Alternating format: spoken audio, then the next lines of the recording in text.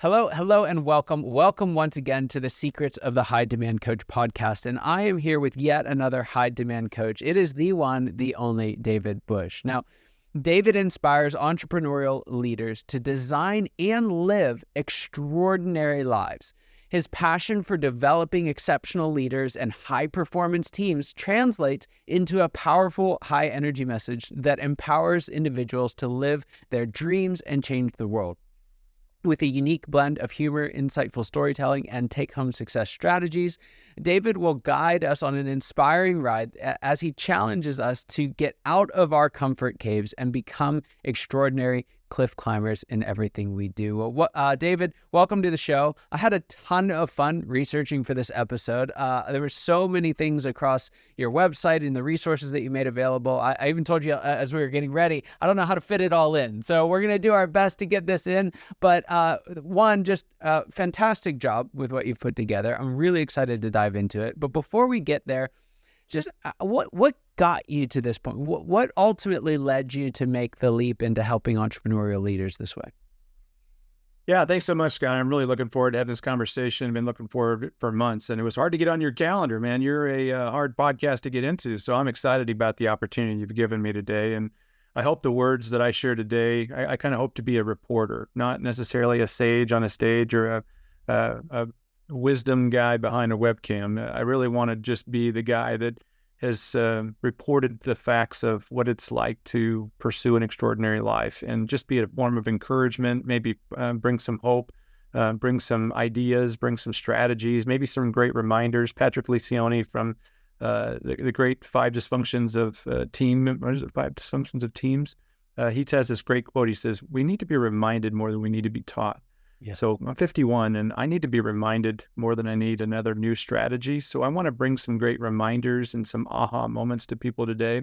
But I started off as a young kid, being a son of an entrepreneur, and just always listened to things like my dad would listen to Zig Ziglar, Jim Rohn, all kinds of different things. So I was going to school every time I got in the car. My dad was just always a guy that really loved to be encouraged and motivated and educated. And he really taught us, my brother and I, to become everything that we could become. So we've always been big dreamers.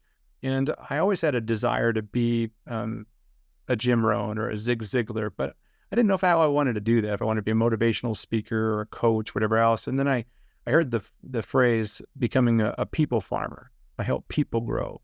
And that's really where I kind of got excited about the idea of growing entrepreneurial leaders into extraordinary leaders, taking ordinary people to extraordinary. And so I started that journey about 25 years ago, haven't stopped. They haven't told me I was free to leave yet. And so I'm continuing the journey, but super excited to share some of that with everybody today. That's fantastic. So talk to us a little bit. You've got a book out on the topic, but a lot of the work that you do is around living an extraordinary life. What does that actually mean? Yeah, great question. I think that people would easily define extraordinary as going above and beyond what's usual, regular, and customary. That's what the definition is in the Merriam-Webster's dictionary. But there's also a second definition, which I think a lot of people would also use for the definition, which is exceptional to a very marked extent. And when I talk to people about becoming an extraordinary entrepreneur, living an extraordinary life, becoming an extraordinary leader, generating extraordinary results, oftentimes they connect it with that exceptional definition. They don't connect it with just the idea of going above and beyond what's usual, regular, and customary. And that's what I really want to talk about today, because, it's this idea of habit stacking or, just compounding over time, small improvements to your intelligence, your education, your wisdom, your habits. And when you can start to compound that over time, compounding interest is the eighth wonder of the world. The ninth wonder of the world must be the idea of compounding efforts, going above and beyond what's usual, regular, and customary, and the development of habits. And I've really been excited about this concept around, it usually takes a conversation, not information, that leads to transformation. It starts with conversation and then some information and then some education. You get some answers to some questions. It's not just the the delivery of information, but then it's the application of the education. They say knowledge is power, but it's not really knowledge is power. It's applied knowledge is power. And if we can take some very basic principles to help people to go above and beyond what's usual, regular, and customary, whatever happened last week, just take a snapshot of last week, last month, the last trailing 12 months, and looking at them in the year ahead of time or the week ahead of time, could you go above and beyond what's usual, regular, and customary? Could you do all you could do? Nothing more, nothing less. And oftentimes that leads to exceptional outcomes and exceptional results that blow people away of what they're capable of. Yeah. I have found that endeavors of this nature are better than we think. The results are better than we think, but the journey's often harder than we think as well. Would you agree with that? Do you find that to be true as well? And if so, what would you say to someone who's along the journey right now? Yeah, oftentimes when I speak in front of audiences, I ask the question, how many people in this room want to live an extraordinary life? And you'd see like 90% of the people, like there's always going to be the 10% that won't raise their hand for anything. But usually it's everybody that's willing to contribute or to be involved will raise their hand and say, I'd like to live an extraordinary life. I'd say, how many people want to live a failing life? No hands go up. But what's the difference? Why don't people live an extraordinary life? Why don't people build extraordinary businesses? It's oftentimes because they've never clarified what that even looks like for them. So, Scott, you do some extraordinary work in everything that you do with scaling businesses and, leading leaders and coaching leaders. I'm pretty confident you have a clear goal of what you're trying to accomplish because you've defined what extraordinary means to you. And a lot of people just have never taken the time. Like they'll plan a vacation or they'll spend thousands of dollars to go to Disney World and they'll have a whole plan of what they're going to do, where they're going to stay. You ask them about their business. What's their business plan look like? What's their vision for their life? What's their life plan look like? They don't have an extraordinary life plan. And that just, I don't know, for some reason, that was the big quote from Jim Rohn that it's my life quote. And the quote is, if you fail to create your own plan, chances are, Scott, you're going to end up in somebody else's plan. And guess what they got planned for you? Not an extraordinary life, not an extraordinary outcome. Most people are not sitting around going, what can I plan for Scott? Now, there's some people that will have a plan for Scott, and that's something that you may just decide to go right into because it's a good thing for you. Or you may just be doing your parents' plan, or you may be doing your spouse's plan or your kid's plan, and you're running all over the place and you're not doing your own extraordinary plan because nobody has ever sat down and showed you how to plan to succeed or plan to live an extraordinary life or to build an extraordinary business. And so that's a real passion of mine, is helping people to plan and design almost like an architect. I know you do scale architects. You have this business where you can architect a successful business. Breaking that down in the same way for a person's life is really what I get excited about. Yeah. And it brings up an interesting point because a lot of my clients do have a plan from a business perspective, but still a surprising number of them do not have a plan from a life perspective. And they can get away with that for years because, they can look so successful from the outside, right? And even be successful by some standards, even their own. But what happens if they don't do this work, especially if they don't do it on time, is when they achieve whatever they thought was the success that they wanted, they tend to come face to face with the wall that is, who am I? Like, who am I really? Or what am I in this for, really? And so even for an entrepreneur who in many ways is doing something extraordinary, right? For a successful entrepreneur, like a lot of the folks who listen to this podcast, there's still something missing in that. So what would you say are the steps or the kind of key anchors to living an extraordinary life? Yeah, I kind of go through this 6-step model that's been very helpful for me. And I'll just go through it quickly because I know we're on a short amount of time. But these 6 steps will end up helping people to really craft a good start. Oftentimes they need somebody that's had some experience in crafting a life plan or crafting an extraordinary life plan to put the final touches on it. Because just like if I was going to ask you today, Scott, would you like to build your dream house? What would your dream house look like? You could probably sketch it out with some basic ideas of how many bedrooms and where the lot would be let, what would be around it, if you'd have a pool, 3-car garage, that kind of stuff. You could do a pretty good job of sketching it out, but you probably need an architect before you're going to go up and build it, right?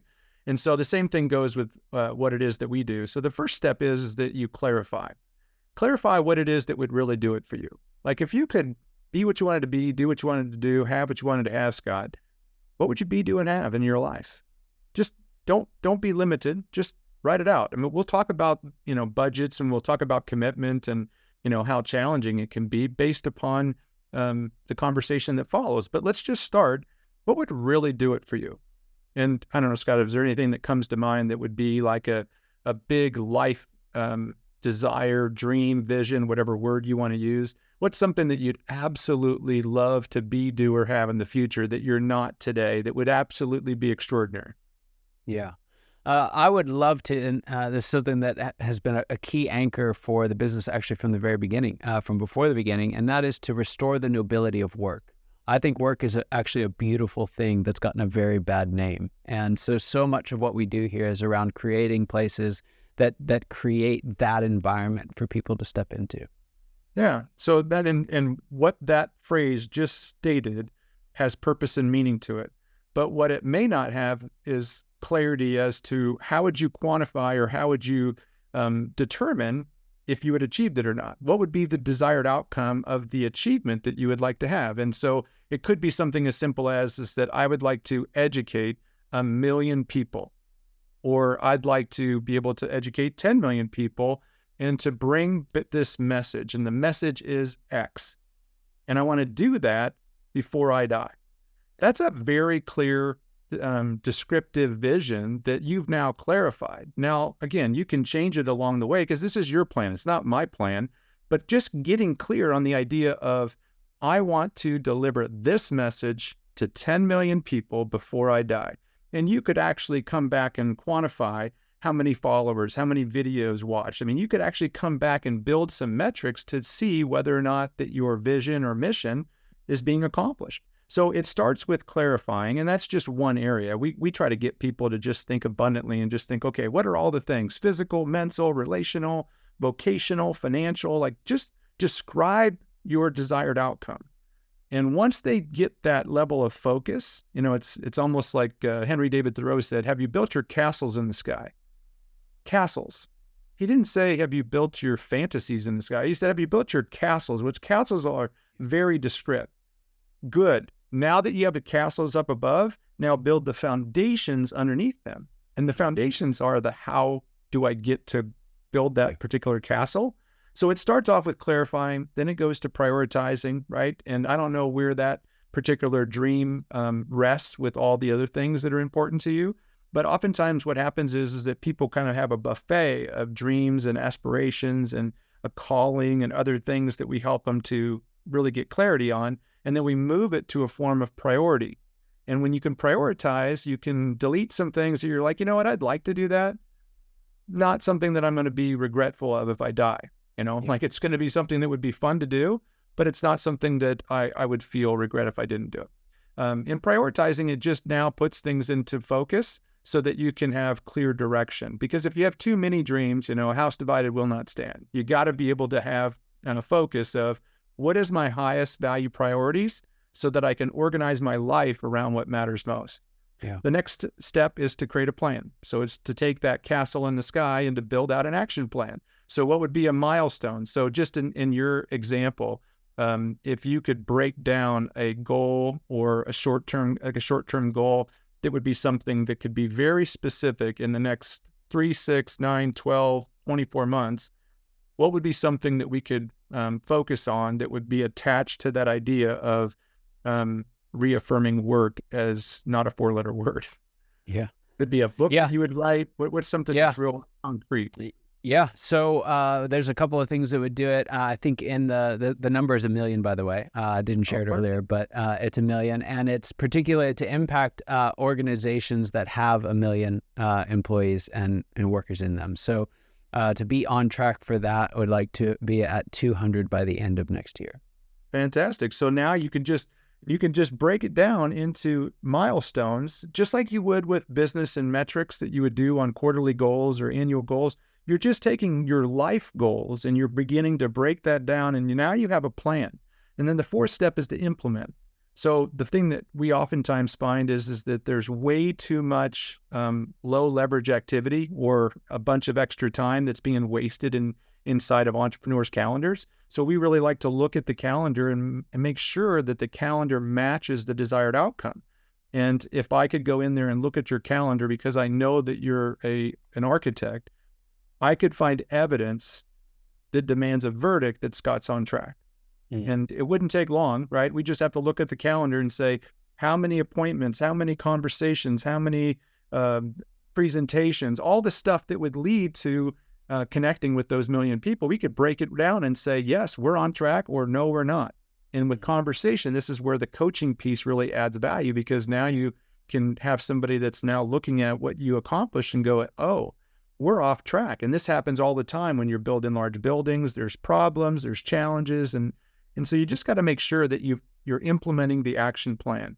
And then the fifth area is the area of breakthrough. And you know this for coaching so many different people, is that oftentimes there's breakdowns. There's emotional breakdowns, there's disappointment, discouragement, depression. Sometimes you lose a key employee or you lose a spouse, you have somebody get sick. How do you continue the journey? You got to break through. You got to be willing to overcome those adversities and setbacks with a growth mindset. And so we coach people around the breakthrough. And then the last piece is measuring, right? We measure the outcomes. And if you're making reasonable progress over a measurable period of time, then we celebrate. If you're not making progress, then we ask the question, what happened? What do we want to have happen? What's missing? And what's next? And then we start the cycle all over again. And sometimes we have to re-clarify or reprioritize because the way that we were approaching it just didn't work. And that's why I like to say that this whole idea of living an extraordinary life is a process. It's not an event. You don't just do it one day and go, okay, I got a life plan.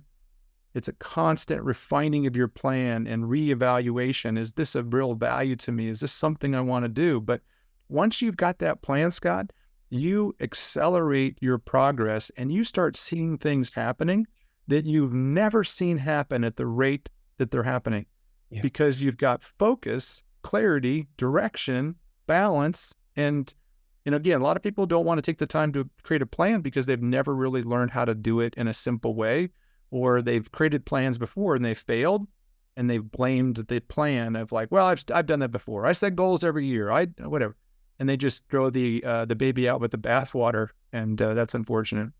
Yeah, it's so true. I cannot agree more. You just see this. We actually had a gentleman on not too long ago, Terrence Chapman, who talked about doing this for your family as well. But the ability to take that vision, that idea, and actually synthesize it down to something you can write down and plan out is such a valuable activity. And you're right. I see very few people who are accelerating without it, right? In whatever area of life. I couldn't agree more.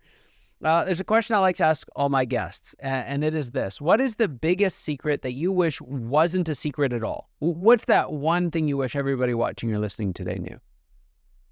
That self-motivation comes from within, not from the outside. I think that many people think, I just need to get motivated.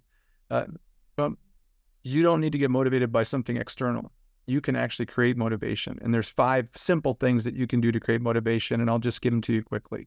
The very first thing is that you could watch movies, you can watch videos, you've got a tremendous amount of videos and content, Scott.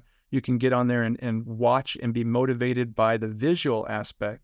You can listen to podcasts, you can listen to books, you can read books, you can read blogs, you can read social media, you can journal your own thoughts. Your own words can become self-motivating. And then the last piece is you can end up talking to people.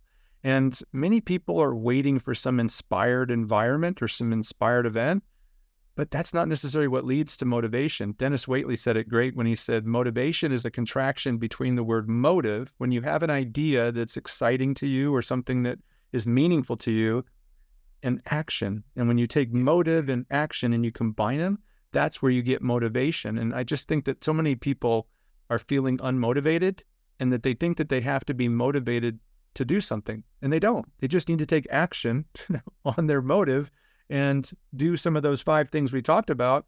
And then what happens is that they start getting into momentum, motivation increases, positivity increases, but it all starts with action. Yeah. David is so good, so helpful and practical and powerful as well. I know there's folks listening to this, and from the first couple of sentences out of the gate, you had them. They're just like it's the right message for the right time. They feel the need for a plan, and they're ready to take action on it. Where can they find more out about you and the work that you do? Yeah, the best place is just to go to the website, and it's theextraordinarylife.com. theextraordinarylife.com, and it has access to everything. It's got access to the planner, which is an 8.5 by 11 planner that helps you to design your life. And then it's got access to the book. It's only a short read, 100 pages, but I list out 6 commitments that I have found to be evident in most extraordinary leaders that people can emulate. And we can compress time using the experience of others and become faster, better acceleration towards the goals that we have just by looking at what other people have done. So if you want to take a look at that, and then I don't know, if, from a show notes perspective, we'll make sure that we get them some resources in the show notes to make it real simple for them.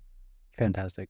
Well, David, one, thank you for being on the show. It's just an honor and privilege having you here. I want to second to anyone listening, the book and the planner are phenomenal. It's not, trivial stuff. He really did a fantastic job with them. If anything about this episode resonated with you, go there now. If you're driving, wait until you get wherever you're going. But get the link from the show notes, head on over there, and you will not be disappointed. They're phenomenal resources. And for those of you who are watching and listening, your time and attention mean the world to us. I hope you got as much out of this conversation as I know I did.